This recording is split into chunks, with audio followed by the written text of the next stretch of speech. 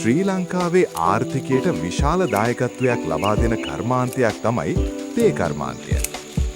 ලෝකයේ හොඳම තේ නිෂ්පාදනය කරන රටක් ලෙස ශ්‍රී ලංකාවට විශේෂ පිළිගැනීමක් තියෙනවා.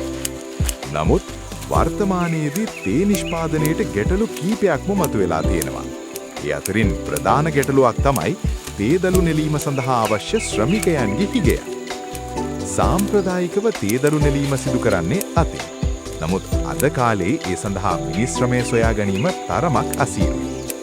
ඒ නිසා මේ ගැටලුවට බොහෝ අය විසඳුම් සොයමින් විවිධ අත්හදා බැලීම් සිදු කරනවා. ඒ අතර අපට දැක ගන්න ලැබුණු අපූර්ව ක්‍රමයක් තමයි කතුරක් භාවිතා කරමින් තේදළු නෙලීම.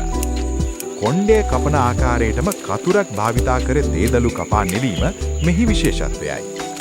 මෙම ක්‍රමය භාවිතා කරද්දී සාමාන්‍ය අතින් දළු නෙලන ක්‍රමයට වඩා ඉතා වේගයකින් දෙගුණයක් පමණ දළු නෙලන්න පුරුවන් බව කියනවා. ඒ වගේම යන්ත්‍ර භාවිතා කරන ආකාරයටම මට්ටමකට දළු නෙලීම සිදු කිරීමටත් මෙම ක්‍රමය උපකාරී වෙනවා. මේ වන විට තේ වගා කරන බොහෝ දෙනා මේ ක්‍රමය අත්හදා බලමින් සිටින බවත් දකින්න පුරුවන්. ඔබට මේ ක්‍රමය ගැන මොකද හිතෙන්නේ? ඔබගේ අදහසත් කමෙන්ට් එකක් ලෙස අප සමග බෙදා ගන්න.